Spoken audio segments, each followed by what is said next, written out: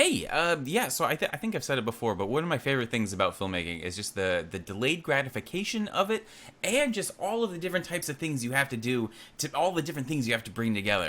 The edit and the music and getting everybody, pre-production and production, and even with VFX, a lot of times every single shot is its own collection of problems. You have to problem solve and spend days just to, make a second and a half that you get to put in a timeline. And every time I finish something, every time I put something in the timeline, it feels like I'm actually putting it behind this dam that's slowly filling up with water, with this like increasing pressure. And I know when I release the episode, I get to open up the sluice or whatever and release the whole thing at once, and that's really fun. But yeah, with the boat shoot wrapped up and the Pete episode done and the Sterling episode almost ready to go, I'm feeling the constant just weight of all of this stuff up behind the dam, and I want to open the gate so bad, which means I have to finish the Sterling episode. So I've been jumping into that. I've been making a few kind of digital cutaways and fixing up old shots. You don't even know there's a difference, but it's stuff that was bugging me. And I like being able to make these kind of close-up cutaways because honestly, all of this is just gibberish. It's just random pieces from different airplanes that I scanned and kind of put together in a cave shape. And it's fun to have like a close-up that shows some actual information that implies maybe it isn't all gibberish. All of these meters right here are actually just all different objects with, here, I'll show you. Each gauge is its own object, and the meter itself is just its own material where I'm offsetting a gradient texture by offsetting the texture coordinates back and forth based off of kind of a random input. And if that doesn't make any sense, I'll link below to the scrolling sign tutorial that I made a while back, and it's basically the exact same thing. It's a technique I love for doing stuff like this. Whoa, and then you can just offset everything kind of globally, and it randomizes a little bit. It also just helps a little bit of the visual storytelling, where you can establish certain things are happening without having to have like a pop-up text display saying what's going on, I guess. Anyways, I made the kind of space lighting tutorial a month ago, but I think the biggest question people had was actually where did I find the HDRI environment map for the background? And the truth is, I didn't have a good one. I cheated a little bit. This background here is actually just a giant card with a picture of the galaxy on it. Although I did use gradients to kind of feather off the alpha around the edges of the image, which is actually a really useful technique, especially if you're using like stock footage or something that maybe isn't perfectly constrained by the edges of the footage. And that helped me blend it in with the rest of the kind of low-res HDRI that I had around the rest of the scene. And here, if I turn the rest of the sky like gray, you can see what I'm doing a little bit better. See, it's just feathered off around the edges, which is really handy, especially for like mixing and matching these pictures like this. Now they can kind of blend together a little bit easier without having an obvious seam, which is useful for a lot of reasons. But yeah, it's kind of a hack. Obviously, you can't move the camera too much or the parallax issue becomes a problem. There's actually in a few renders I did, you can see the fact that the stars are kind of like a flat plane in the background. I was finally able to fix that by using a copy location constraint so that the plane is always the same distance from the camera. Like the camera can still look around, but you're not going to get that parallax issue. But anyways, I finally decided to Google it, and NASA's actually released some absolutely phenomenal star maps. And while anyone could find this who did a quick Google, I had enough people asking me how I was doing it on my end that I figured I would share the best answer I found. I'm going to show you how to set these up quick, and then I'm going to show you how to set up your own procedurally, just because these can become really heavy really quick if you don't have like a great system. So they give you two options here. This one, the celestial coordinates, I think better emulates what it's supposed to look like from Earth. It's lined up with something like that. This S-curve looks really weird, but once you have it wrapped around a spherical environment map, that actually straightens out. But they have another version too, which is pre-straightened, and this is just kind of like lined up with the galaxy. And what's really cool is they actually separate it if you want. This one's like 1.7 dim stars with the Milky Way, and you can download the bright stars separately, so you can kind of apply them on your end. And look at this. If you go download options, you can start off with 4K, 8K, all the way up to 65,000 pixels across, 3 gigabytes. That's huge. That would absolutely kill my Blender. I get scared doing anything higher than 8K, but let's download the 8K version of both this one and the associated bright star maps. Hopping into Blender here, let's pull open the shader editor and go from object to world, because we're going to be affecting the world environment map. Let's delete our wonderful cube. And I have Node Wrangler activated in the add-on preferences, so I can just select this node and hit Control-T. Brings up the image and associated mapping nodes, which is cool, which means I can just hit open. Find the one I want, 2020 8K galactic coordinates, okay. And look at that. Oh, that looks so good. And down here we have, nobody told me about the Magellanic Clouds until I was like 28, and I found out, wait, we have 2 galaxies orbiting the Milky Way, and everybody in the southern hemisphere can just see them all the time? No idea. It's incredible. I've never seen them. I want to go see them in real life someday. Okay, but even at 8K, once it's wrapped all the way around here, if we add a camera and zoom in a little bit, you start to see it looks like noise. I think this is actually just what 1.7 billion stars looks like. But you can see you don't have quite as much resolution as you could hope. So there really is a reason to want to download those higher res versions if your computer can handle it. It's just having giant image textures is the fastest way I know of to make Blender kind of start to slow down on my end, at least. That's why it's kind of fun too that you can download maybe a lower res version of the background stuff of just like the Milky Way and combine it with maybe a higher res version of those bright stars we were talking about. So here, I'm going to duplicate this, use a color mix RGB, drag that down there, and change the mix to add. Right now it's just going to be adding it to itself and being twice as bright, but we can change this to the bright stars with the galactic coordinates here, and we should see an overlay. Yeah, there we go. So now we can kind of dial all of this in. And one thing I think is kind of cool is maybe here, let's go color, RGB curves, and I'm going to turn the background way down here. And maybe turn the stars down, the bright stars down a little bit too. Just keep it a little bit more subtle. And yeah, oh, that works so good. There's a few things like if you zoom in far enough, these stars just kind of turn into blobs. Let's see if we can do something kind of fun. Let's see if this crashes my computer.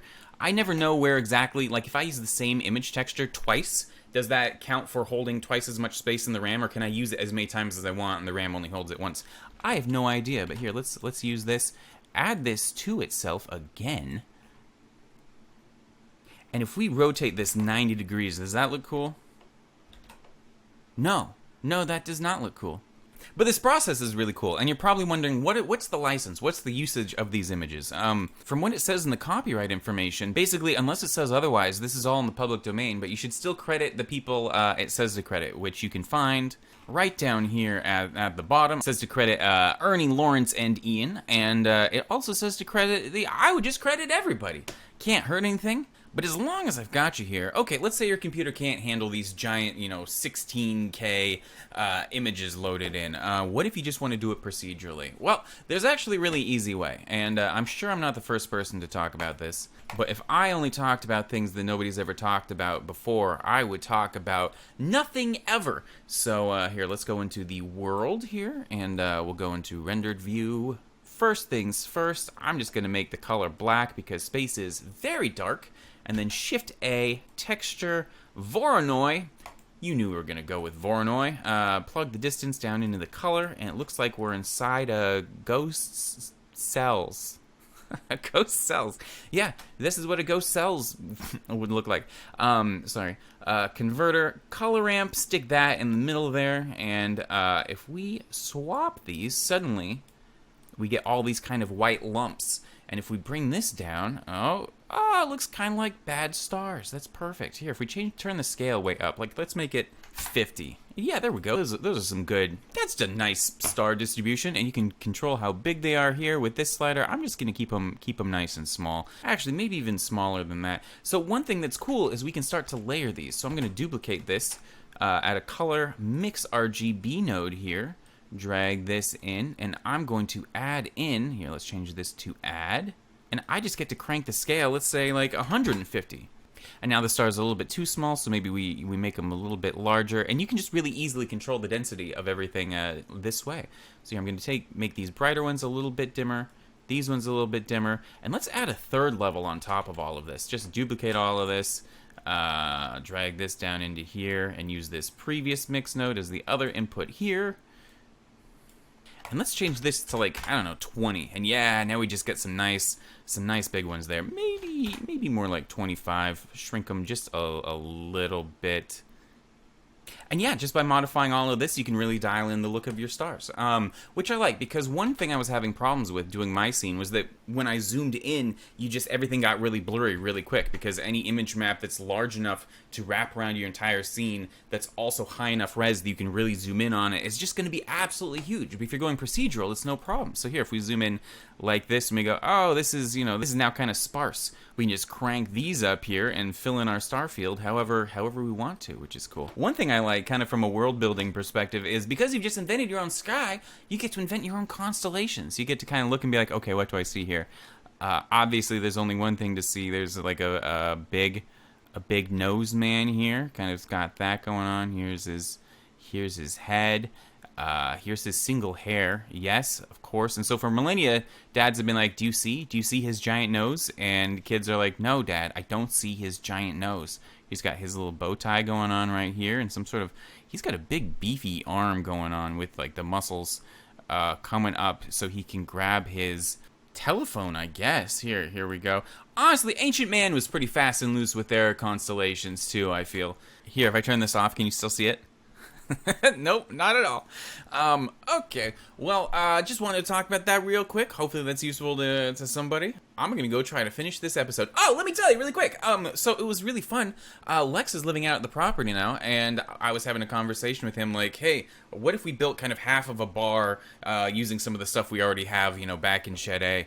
And the next day, he went out and it's basically done. So we're gonna go out. We're gonna give it a bunch of love. It's supposed to be like a bar built in the bottom of like an old industrial crane. So we're gonna try to figure out how to kind of incorporate that a little bit better. And we're doing it by the green screen so we can kind of blend the two, which is what I always wanted. I wanted to have like a little corner set where everything can be practical and we can give it a lot of practical love and attention, but also just being able to have it blend into a green screen set where somebody can walk in from the distance through like some CG doors and kind of sit down in a real chair. To me, that's really cool. Actually, never mind. Okay, I should finish this tutorial because these are good for stars, but and maybe these stars are a little bit too big or whatever. But we have to add a little bit more randomness, like space clouds or whatever. And honestly, now this just gets into, different noise textures and multiplying them and layering them even more until it becomes a big spaghetti mess, and none of us are in the mood for that right now. But here, let's go texture, noise texture. There it is. Plug the factor into the other one. We're going to multiply the two values here, and it's kind of hard to see what's going on, but actually, I don't see anything going on here. If I Control-Shift-Click on this, what's going on? Oh, it's just very small. Okay, so let's see if we make it more like 1 or something like that. Yeah, there we go. That's cool. I'm going to use a color ramp here and make some of the dark areas even darker and the bright areas even brighter. So then when we, let's add a little bit more detail here and change the scale. Okay, now we'll multiply this by the other one, and that should make all of these stars feel a little bit less uniform. And yeah, that actually does quite a bit. Here I might turn the scale down a little bit. And here actually make everything darker, maybe even bring this up a little bit. And just this as opposed to this just feels a lot more natural to me, as if there's kind of things are being obscured. We could do the same thing here. I'm just gonna keep adding stuff as we go along. So here, bring this over. Let's add another color, mix RGB node. We're gonna add in a gradient here. Texture, gradient texture, plug that factor into the color here.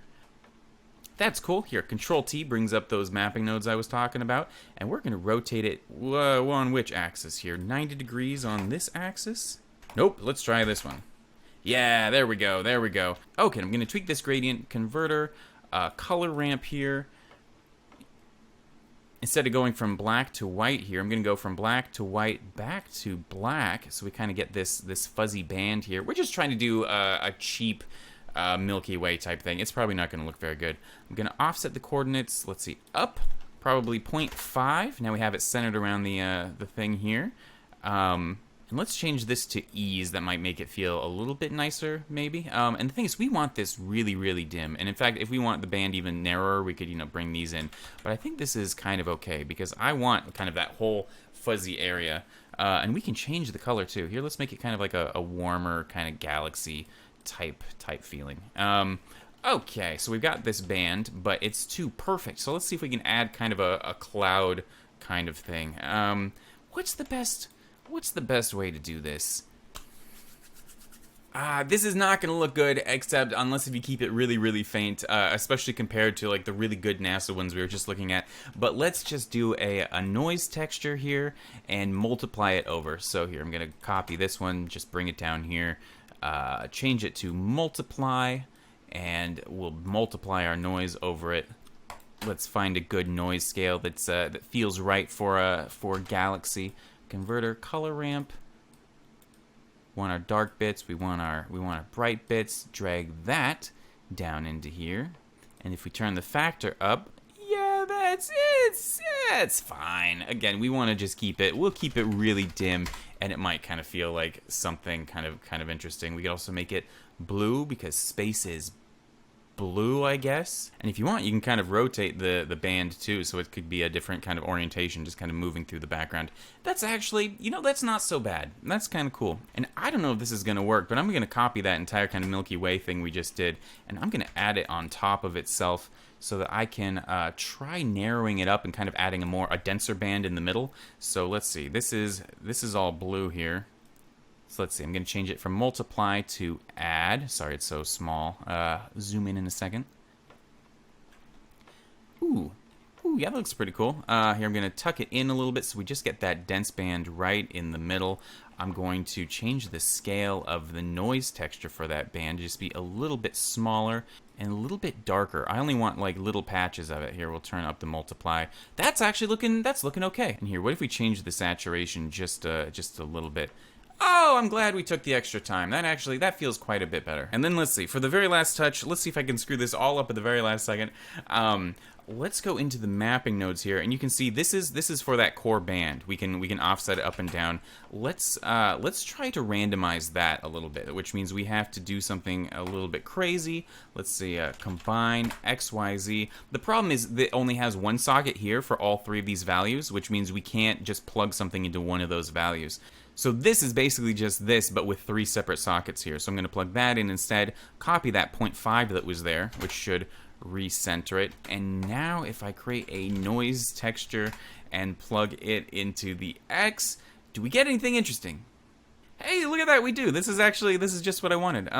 We're basically using these noise textures to add random offset to the location of the gradient in the sky. So we're actually here, if I go to this view here, the more I turn up the scale, the denser the warble gets, which is interesting, and that's exactly what I wanted. Okay. Yeah, sorry, that turned out better than I expected. Anyways, I'll stop being pleased with myself and actually end the video for real this time. Okay. I'll talk to you soon. Have a good one.